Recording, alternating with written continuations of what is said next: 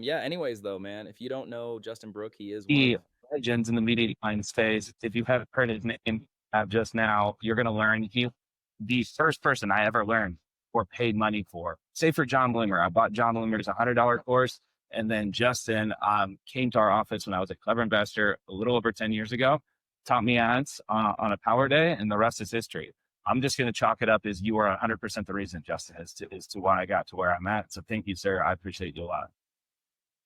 Yeah, man, happy to be on here. Thanks for having me.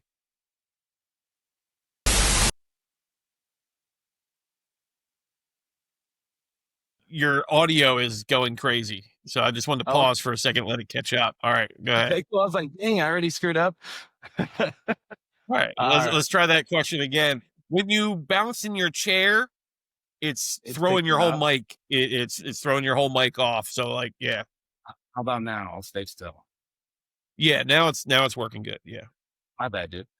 All right. no worries. Bars in town.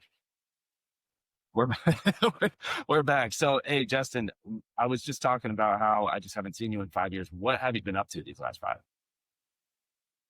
I've still been running AdSkills, helping the next generation of advertisers. We have a certification program, and kind of the latest thing is AI is huge now. And it's not that we're switching to AI because advertising doesn't work or anything like that. It's just every career, AI is touching all of them.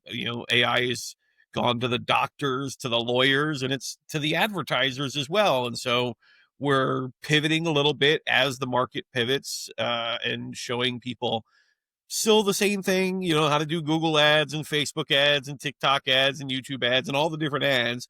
But we're just showing them like how to do that with AI, right? How to use ChatGPT to write better ad creative, and how to use AI agents to, analyze your campaign data, and just, all these different things is, that's kind of where we're at these days with things. And then also personally, I have stopped traveling. So I was traveling when we met last time. I pulled my RV onto a 17-acre piece of land, and we're just building that out. We're building an A-frame log cabin right now, and it should be done by Christmas or Easter. Hopefully Christmas, but probably Easter. Whereabouts in Tennessee? We're up in the north, way in the mountains, in the north corner, Okay, kind of there no. by Virginia and North Carolina. That's the most beautiful part of the whole state, in my opinion. Right in Yeah, between yeah, Nashville it's and gorgeous out Omaha. here. Yeah, good choice. I'm from the country too, so that sounds like the dream. I'm here trapped in the city still, or Phoenix, not really the city, but at some point I'm gonna get there to where you got. So I think that's probably the definition of success. Dude, I'm gonna join that community. I was in it, and especially when I was buying, I'm gonna get back in it because I've been trying to get our team onto an AI workflow that's actually going to be more useful from an outcome standpoint than just an efficiency standpoint. Because AI already solves everyone's like output, like work. It's like, cool, I made 100 ads today, but did I get 100x the output or outcome? No, definitely not. But maybe like two times the outcome. So what have you been able, like, what have you tried that hasn't worked with AI, and what have you tried that has worked, that like specific with media buying? Yeah. So there's levels to it, just like everything in life, right? I mean, you pick up a basketball and you go out to the court, you're probably not going to be landing a bunch of free throws and dunking or anything, but you'll stumble around and you'll get better, and then you'll get better. And then, before you know it, you are landing free throws and doing dunks and stuff like that. So that's like with anything. And so I would say that some people, they pick up AI and they give it a try. They're like, hey, ChatGPT, write me an ad, and they don't understand multi-shot prompting, meaning that you give it examples first, right? And so they don't understand that they should give it a role, a context, and a task. And so when you don't understand some of these things, there's also another technique called answer leveling, and we can talk about these different techniques. So there's role, context, task, there's answer leveling, there's multi-shot prompting. When you don't understand these techniques of using AI, well, then, yeah, you're not going to get anything good out of it. And when we're talking about working with machines, now we may not be coders, right? We don't know how to code the machines, but we are putting an input into the machine. A prompt is an input. And so the output can only be as good as the input we give it. So I hate to say it, but if your output sucks, it's not the machine's fault. It's It's not you gave James it Bond. something it couldn't work with. You know? No, you brought up a good shot. So I only know one of those terms, and my audience is pretty nerdy. They'll love this too, and I want to learn. So multi-shot prompting, I'm pretty good at it now. It's been 2 or 3 years of me knowing that ChatGPT is not going to ask you clarifying questions because most users don't care. They just want the confirmation bias, right? Reaffirmed. So Yeah. what is the secret that multi-shot? Yeah. So what you're going to want to do with multi-shot prompting is you're going to ask it to write an ad for you. But what you should do is you should give it at least one example of an ad. Like imagine you had a junior copywriter sitting here in the room with you and you're like, "Hey, write me an ad." They're going to be like, "Okay, like a long one, a short one? Is this going to be for a video script? Is it going to be like what?" They need an example to work from. Any web designer, any coder, even if you go get your hair cut, right? And you're just sit down in the chair and you're like, "Hey, cut my hair." Hmm. I've done that Like before. long I or don't like it. I don't like right? Yeah, they got it. no idea, right? You got to show them You a know, I try. picture, like, "Hey, cut my hair like this," right? Uh, It's the same thing with AI, and the more examples you give them, the better. You don't need more than 3. Don't go crazy. You don't need to give it 27 examples, but give it that's a what was few one thing. examples of really good ads, and then watch this thing cook. Like it's going to be Yeah. like, "Oh, okay, I get it. You want an ad. I know how to do that. You want it like this. All right, perfect. Boom. Now I'm going to start writing ads just like that." Okay. Do you mind giving me a specific advice? Because literally, this has been stuck. I was doing this morning. I can't figure out how to fix this. Is there a point where you just ditch the chat because of the context window and just start a new one? Oh yeah. Okay, cool. Yes, especially if you're using ChatGPT. What people need to It just like it wouldn't get there, and I just couldn't get it despite getting all the way to 7 versions. Finally got that to change, and then like it just wasn't getting it. Still doing merge fields, and I was like, dang. But if you Yeah. lose that chat, then you have to upload that chat into the next one. So how do you deal with that, or you just throw it away at that point? Okay. So this is classically a problem with ChatGPT that some of the other ones don't have a problem with. But when when I know I'm going to do something over and over again, like write Facebook ad copy, instead of just using a normal chat window, I'm going to set up a project. Okay. No, I don't So do that. That's a great advice. Yeah. yeah, so you're going to set up a project. That way you can give it instructions one time. You can upload files so that you have examples. You might have your Using customer our persona. project for it. Dang, I've been an idiot this whole time. Yeah, yeah, yeah. So it's got the instructions on how to write a good ad. It's got the examples already built into there.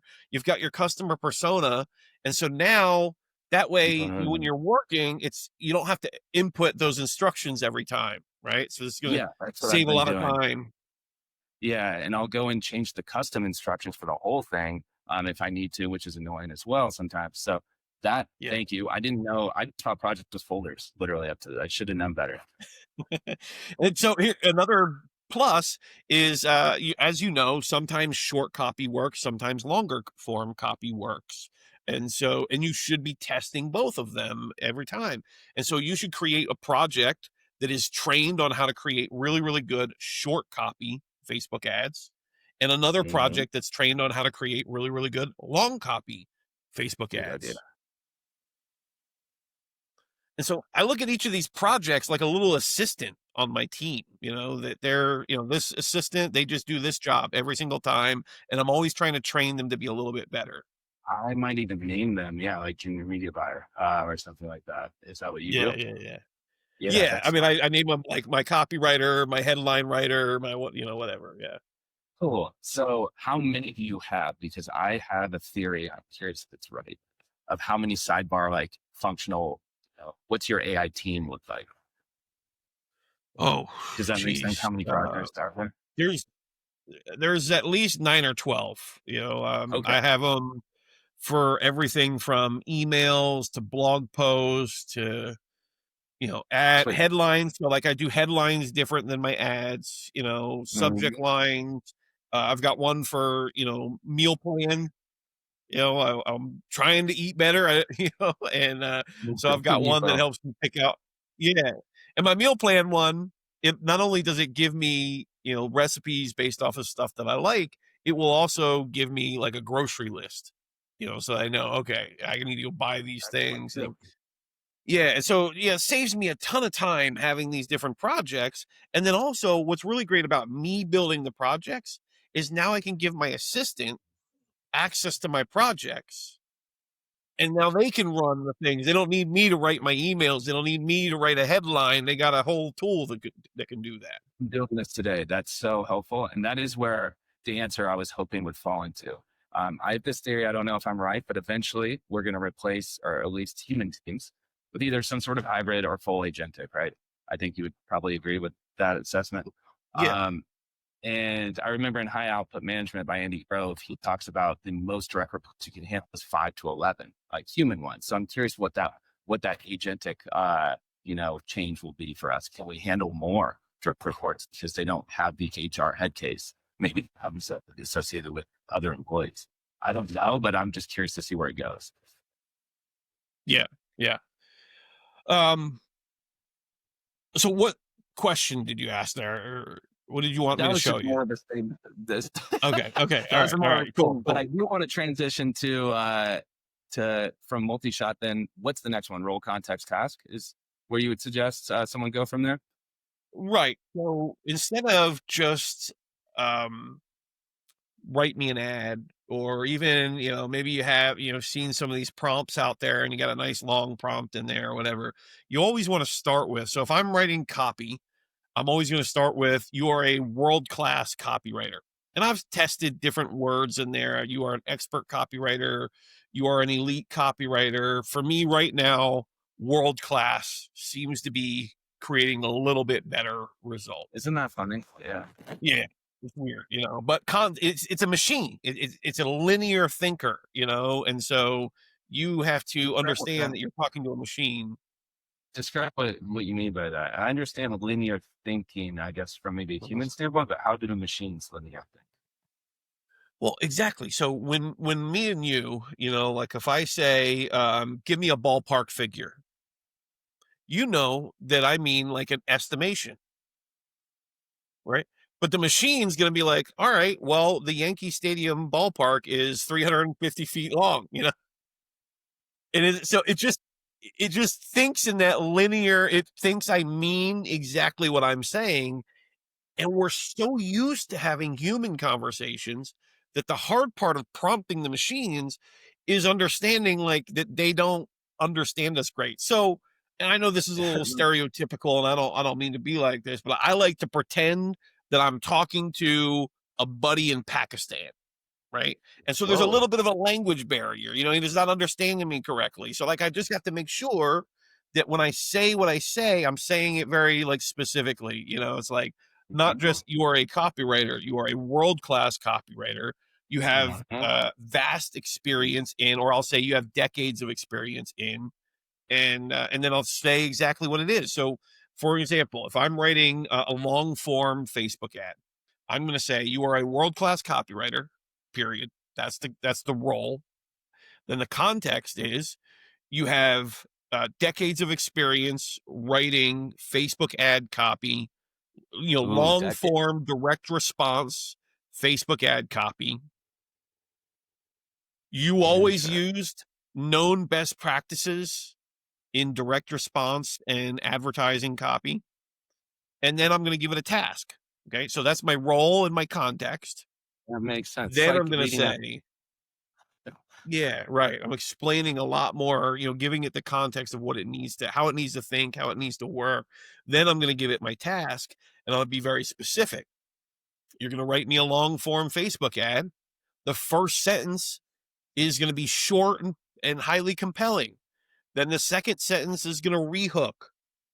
Then the body of the email, make sure you follow the problem, agitate, solution formula, so giving it some context so that it knows exactly how I want my thing to be structured.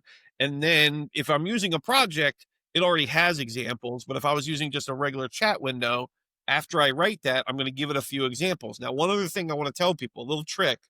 There's something called XML. It's a programming language. It's an incredibly easy programming language. I Okay. know just by saying those words, some people are freezing up and whatever, but literally, the reason I bring this up, when you give it a prompt and an example, the machine doesn't know when you're switching from prompt to example. 100%. And so you need to be very specific with the machine. They're like, hey, this is the prompt, this is the example, this is the example. It needs to understand. Otherwise, I've you're talking about the ad copy and it's like, yeah, it's so delicious and whatever. It's like, wait, what are we talking Yeah. about? That happened to me last night. I was just in a rush. I screenshotted something and I said, do this. And it actually did something really interesting. I was like, not what I wanted at all. I was like, funny interpretation of that. All right. So So yeah, I'm gonna firsthand. write some XML on a card here just so I can make sure it shows up. Okay. So if I'm writing Please. an example, now it might be Okay. backwards because of the camera or whatever, but that's it. Nope, it That's all is. you got to do. You just got to put, 2 carrots around the word example. And then at the Okay. end of it, you're going to put 2 carrots, but with a backslash. Right. So we've got a slash through it now. Dude, And this is, so, no one's ever taken me through this. This is what I needed, is like the basic, like coding guide for marketers. yes. Yeah. And so it's really simple stuff. You don't need to know a whole lot of coding or whatever. But if you just understand that when you're formatting your prompt, when you're going on Right. to the next section, or the do not do's. Here's one thing that some people do wrong. They'll In their prompt, they'll say things like do not do this, do not do that. Well, the Then it machine, doesn't. it doesn't know when you're switching back and forth, and Uh, so Thinks it's so part it's of the it's taking a lot more process, right? So it's like, all right, here's the things to do.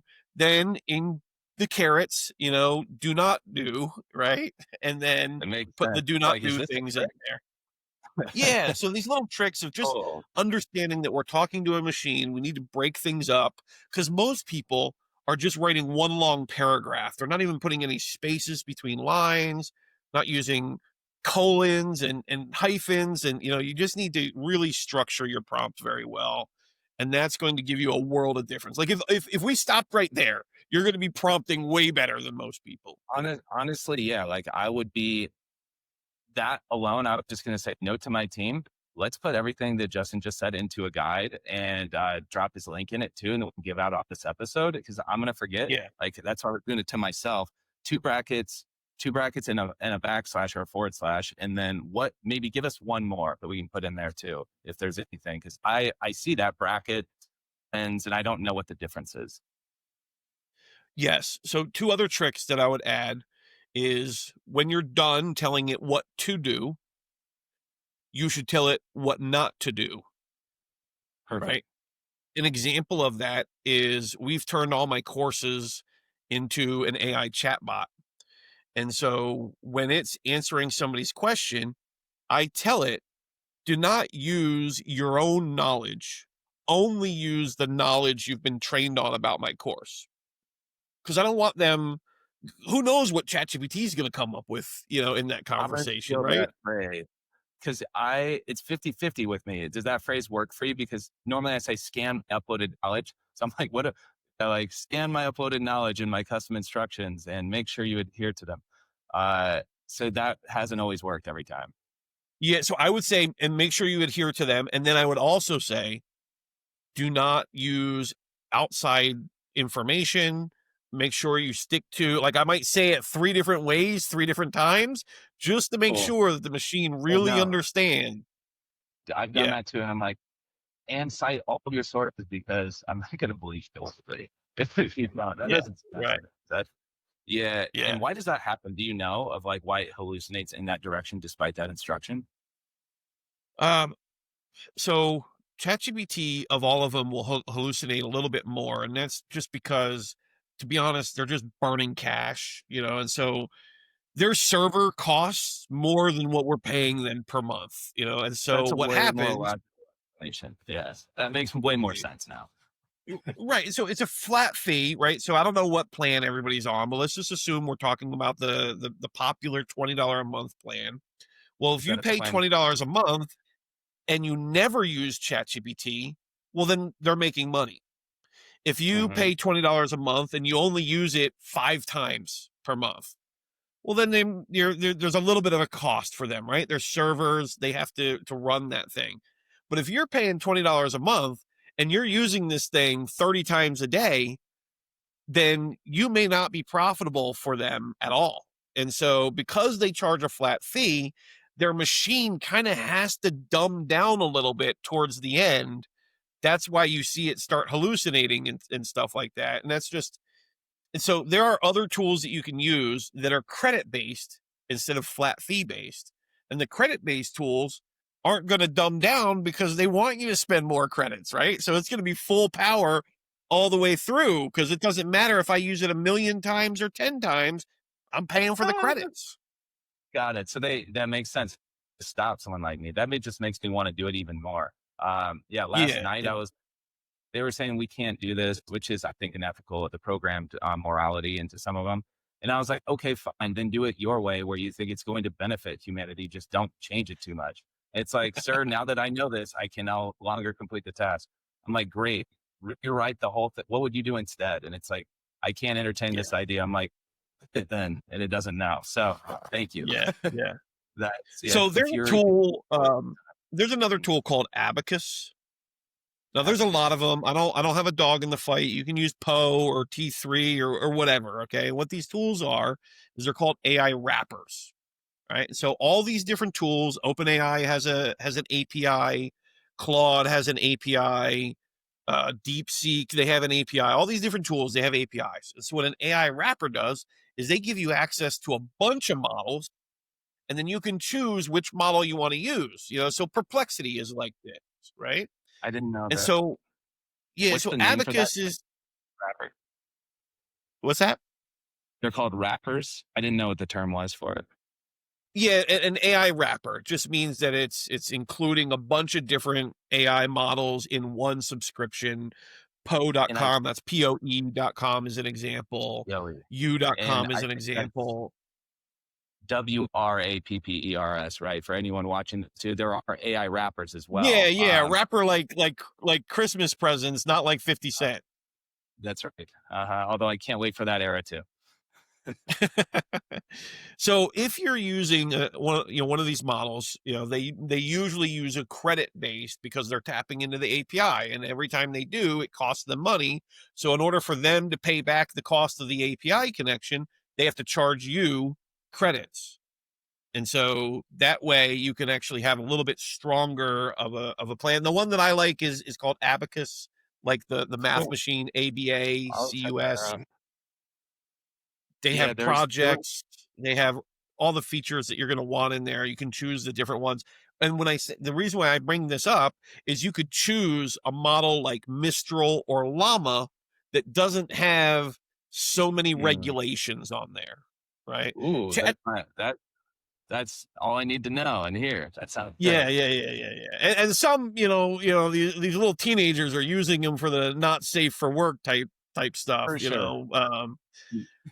But yeah, they have these ones. So like ChatGPT, because ChatGPT is like this mainstream, you Mhm. know, Coca-Cola version, of AI, they have to have the most regulations on there because you got people in there that are like, how do I rob a bank? They gotta have tight things on there. But you take a model like Mistral or Llama or some of these other models out there, and they believe in just freedom of expression, and so they're allowing people to ask whatever they want in these things. And I'm and gonna y'all do that. don't be asking naughty things in there, but whatever. Yeah, because I'm tired of like reframing an ethical dilemma. Like, I'm working on a play on Broadway about how to rob a train. So I just need it to be highly accurate, to, right? And Yeah. that sometimes works, but it takes forever. Yeah. Right. Yeah. Yeah, So using one of these AI wrappers will still give you access to the Chat GPTs and the Claudes and all you the just high turn them powered on. ones that we make, but it will give you access to other ones as well. That sounds good. That makes it sound like you're all powerful on it. If all these large language models continue to leapfrog, like what I've been experiencing, you can just get the best of all of them. Yeah, and then also when you get to know these things a little bit more, I mean, how do you do it? Like, I don't know, I read blog posts, I watch interviews, I watch YouTubes, and I pick up things here and there. I'm not stressing about it, but I pick up a tip here and there. And so like I know that if I want to write something creative, I'm going to use Claude. If I want to write something that's very Ooh. scientific, I'm going to use DeepSeek. So different models are trained in different ways. And so some are really good at math, some are really good at creative writing, some are good at science. I wonder, I won't make you do this, but there is a cognitive test that's very hard to cheat on that we give to people here, that basically baselines, for our company. I've been trying to use AI to cheat and get 100% on it, and I'm close to getting it. But what I need is an AI model that maybe Abacus could rep me to that can answer questions in less than 10 seconds. Because one section, it's like rapid fire. I would go with DeepSeek. I think DeepSeek would pass it. Cool. Sweet. I will give it a shot, and Yeah. then I'll just say, Justin Brooke helped me ace the hardest test in the world.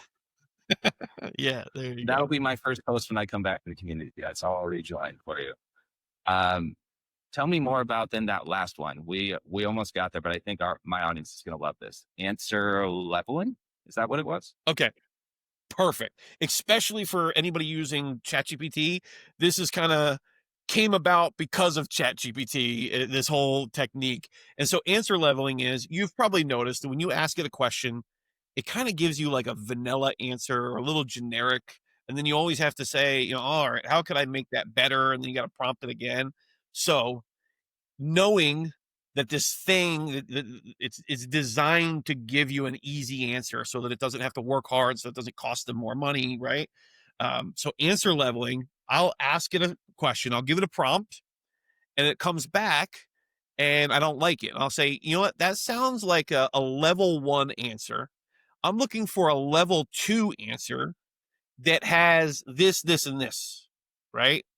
And so now it's going to get a little smarter. It's going to come back with an even better version of it. And then you can take that up to the 3rd level. Now, some guys keep going on and on. Like, you're just going to mess with the I might use machine. that with humans. That's a great word track. Yeah, absolutely. Absolutely. Yeah. And so I would, on the level 3, I'll go, you know what? You did a great job. That was definitely a level 2. I'm really looking for like a genius level, though. Like, give me a So level there's 3 answer. so there's no top of the scale. Like it would be like take this from a 9 to a 10. That's so Yeah. smart. Right. I love that. Yeah. Yeah. So that's Yeah, answer and that leveling. And all right, cool. That was great advice. Thank you for all of those. I have to imagine 99% of people watching, including myself, probably didn't know all of that and get frustrated with ChatGPT. And there's nothing worse than using an efficiency tool and being less efficient. right. Yeah. Yeah. So I hear all kinds of people saying, like, oh, AI is bad. It doesn't write better than me. I'm like, you probably just don't know how to use it. Yeah, it might be worse than you think. It's Yeah. good. So I agree. I think people will get there, and I don't know about you, but my philosophy is that yeah, the early adopter curve has obviously happened, but it's going to be such a late tail. So if you're watching this and you haven't really dabbled in AI, like it's definitely not too late. It's not even too late a year from now, but at some point it will be. Oh, we're very early. Like, us internet nerds, we know about it, but you go offline into the town, you talk to a real estate agent, go to a coffee shop and talk to the business owner. They don't know nothing about this stuff. We're That's my way early. favorite. Yeah, was Yeah. showing my group 2 years ago ChatGPT, and she was like, I showed her it right after I could create an image for the first time or scan an image. I'm like, Grandma, you can like the Yeah. supermarket have it, find it on Amazon or something. And she's like, whoa, Yeah. crazy. Yeah. And yeah, Yeah. We're super getting those early. aha moments is super cool. So within your community, is there an AI specific channel, or is AI embedded in all kind of the channels for media buyers? So we actually don't have a community anymore. I'm not saying What? I invented community-based courses or anything. We were just very early in it. We've been doing this for 10 years. It's for media buying Um, though. Yeah. yeah, and so now there's so many communities that instead of it's like the way I think about it.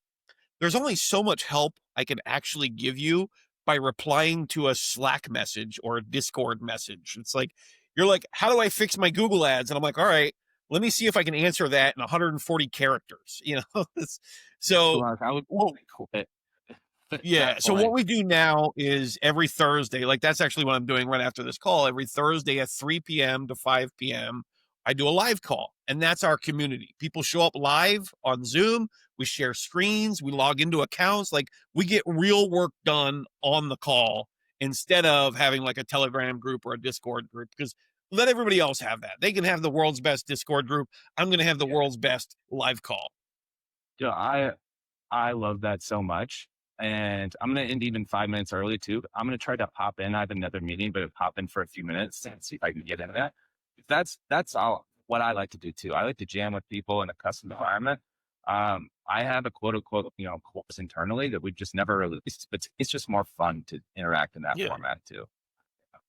So Yeah. there's no AI Justin that's following you around integrated into Zoom or Delphi or whatever. This isn't an AI avatar, I don't think, although I would be so impressed if Justin was like, hey, yeah, I've been on another call. You like Justin number 2 that I sent? No, What let's prompt should I say next, sir? no, that would be a great thing for podcasts to keep doing. Maybe I'll Yeah. steal it. You know. Well, there Uh, is an AI, Justin. This is an interesting talk, actually. So it's not me. I'm real, but that's what an would be AI so would say, right? No, right. no. So what we do is, so like, yes, Thursdays from 3 p.m. to 5 p.m., you can come on and you can get me actually helping you. But what if you live in Australia and that's a hard time zone to get to? Or what if you have a problem at 9 p.m. at night, on a Can I Tuesday? Yeah.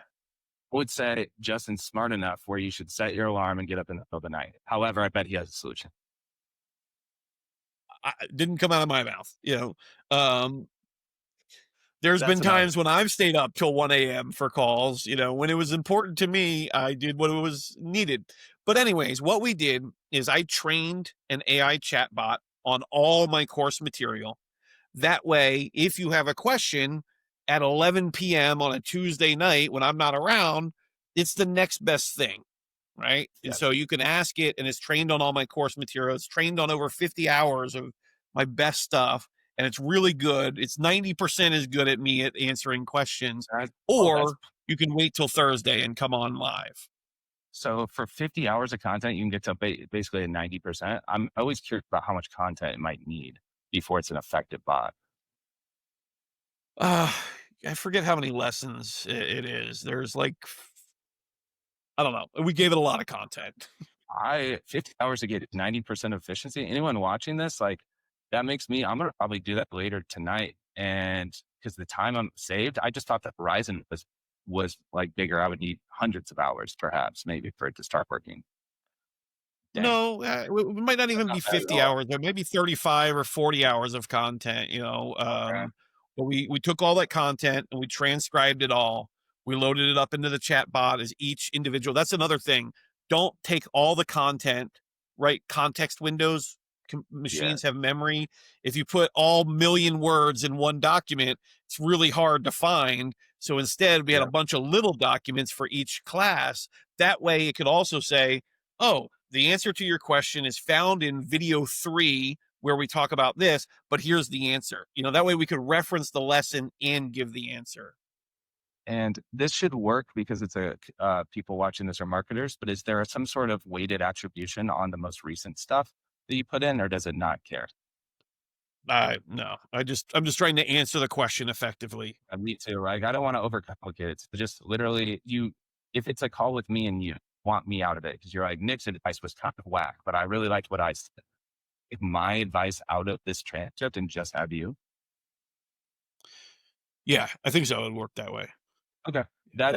Yeah, and I don't know either. But that's going to be probably my 50 hours of content.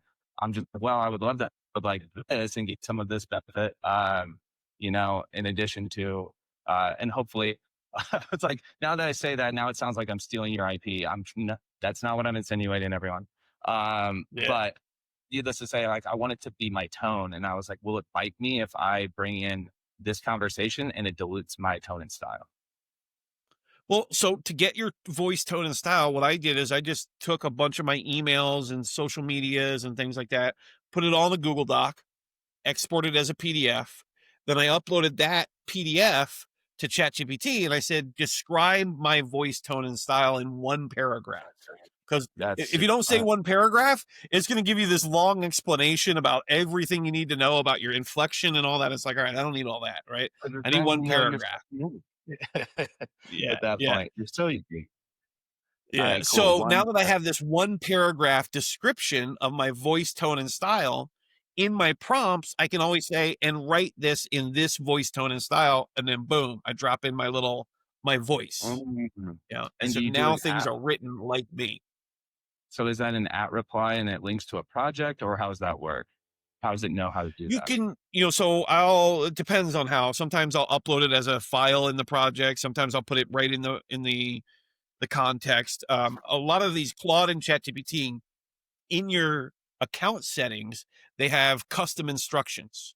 And so you can just put your voice right in your custom instructions and then everything will be written in your voice. Or what I do is I just say, when I ask you to write in my voice, use this. And so if I'm writing something, or I'll usually do a bunch of research and outline, and then I'll say, okay, now write this in the voice, style, and tone of Justin Brooke. And it knows to grab that and put it in there. Interesting. So critique this then. This is how you know you're a ghostwriter without telling someone you're a ghostwriter. Would you do it like this then, where Yeah. you have custom PPTs for the people you're writing for? Okay. But they would be under projects? Or how would that work? You just keep them If out. I were a ghostwriter, I would 100% have projects for each one. Each Okay. project would have like their customer persona and empathy map as a file. I would have their voice as a file. I would have instructions on how I want them to write. Cool. Okay, perfect. So for you guys, that's basically, yeah, like user voice, brand, and like brand voice, and some sort of like competitive intel or objective or like cheat moat, like that you give it of Yeah. where to go about with strategy, right? That's cool. That's a great way to think about it. That'll One save you more so much time. couple tips if you're going to do that. Also include never use M dashes, right? Because that's like the whole, nobody likes to see M dashes. Um, I also tell it you never use more than 2 emojis, and they should be used to try and express the emotion that you are writing about. Right. Oh, that's So I don't want to. super. Yeah, Yeah. like don't be a So lazy copywriter. right. Yeah. And then the next thing that I'll say purposefully misspell 2 words, making it look like Whoa. the writer was just typing too fast. That's a hack. Yeah. So All that, right. because people will be reading it and they're like, oh, I think this is AI. No, no, no. He used gonna instead of going to, or he Smart. used, yeah, My pet peeve is much more, you'll understand this being a copywriter, bad reframing where I see it all the time on captions. This isn't a war. This is a balloon shot to the moon. Like it's just trying to make some sort of really profound reframe. And I was like, yeah, whoa, no, it doesn't have to be old way, right. new way every single time. Yeah. Yeah, So, absolutely. but I digress. I see that all the time. It seems like that's in its base coding or something right now. Mhm. Hmm. And Cool. then, yeah, Well, just, one other thing I'd love to get across is if you are using ChatGPT, you only have $20 and you can't afford any other things.